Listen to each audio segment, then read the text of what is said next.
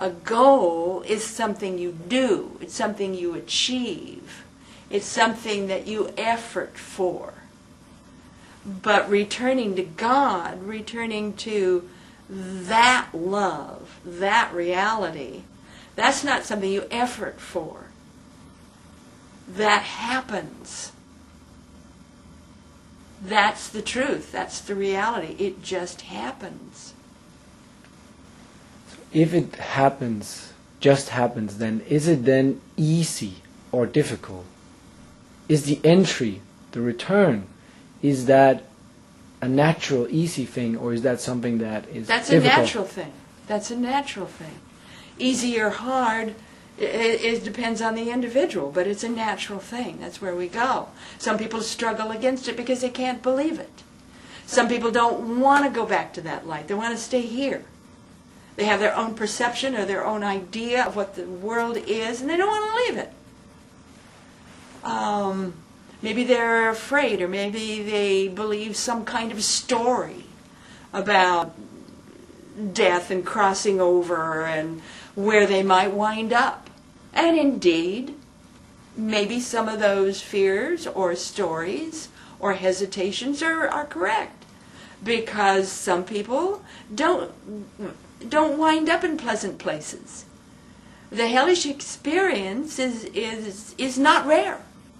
Many people have hellish experiences, not just heavenly ones. Some people have transcendent experiences. Some people have the initial experience. Those are the 4 types. But still, the wonder of wonders for me is having seen all these thousands of cases and been there with these people and having sessions with them. I'm not a scholar. I don't go in for that. I'm a field worker. I'm there.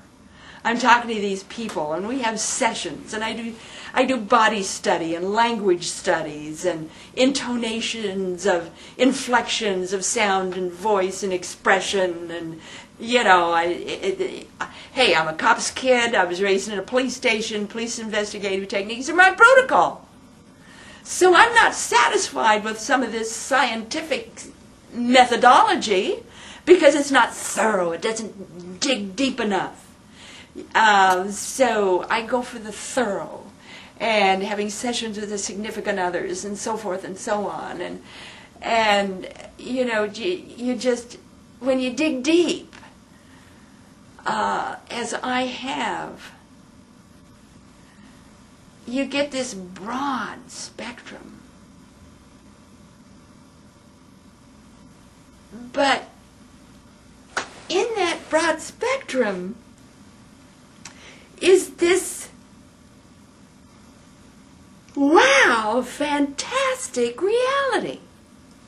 Because if you really listen and study these people, what they're describing is what we call the layer cake effect.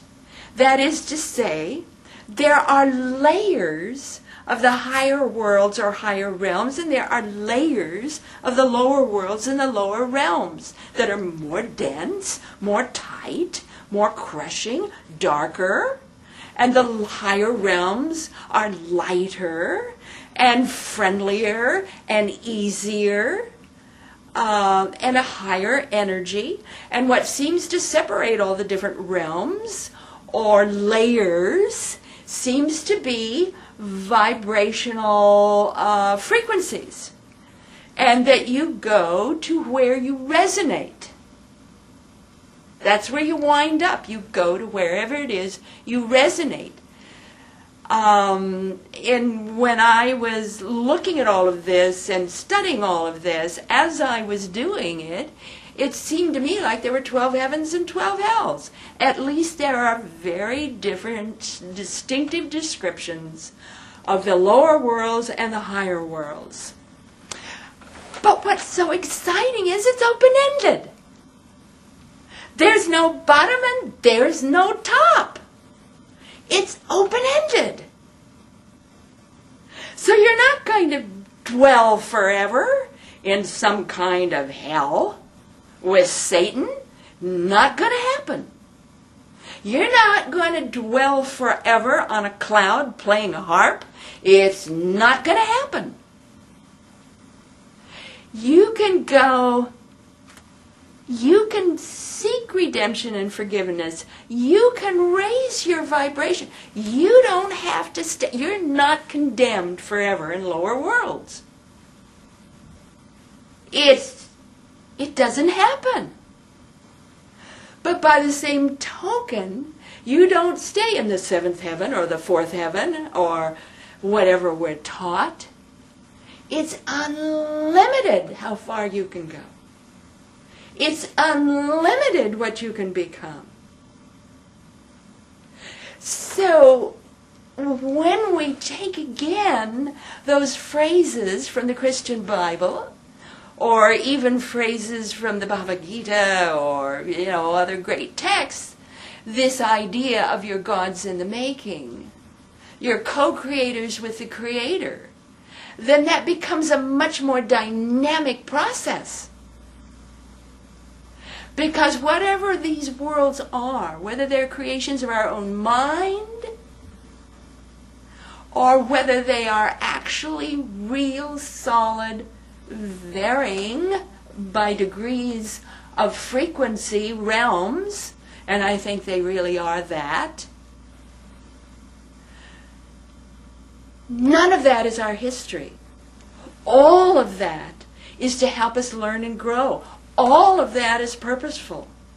All of that gets us where we need to go, if we're willing to go.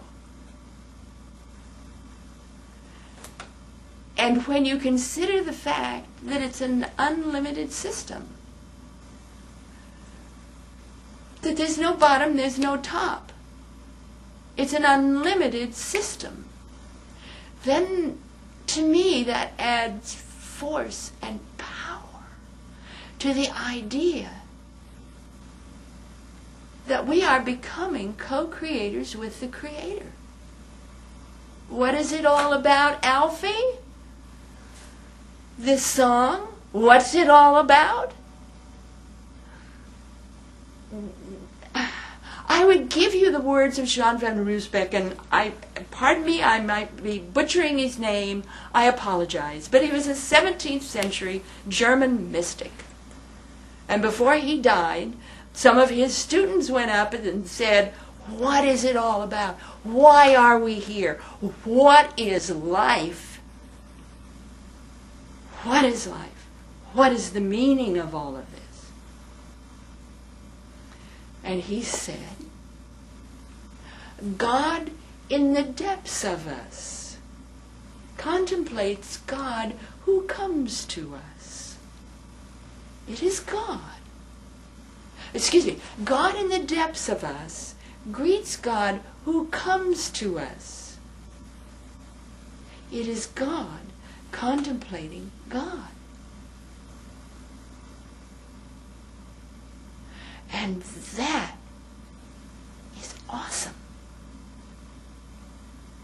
And if you look at the sum of the near-death experience and the nearing death awareness and the deathbed visions and transformational experiences and Kundalini breakthroughs and shamanistic vision quests, if you get to the bottom of all of them, that's what they're all saying. That's the sum of it. And therein lies the passion. Therein lies the love affair that never ends, because the beloved is God.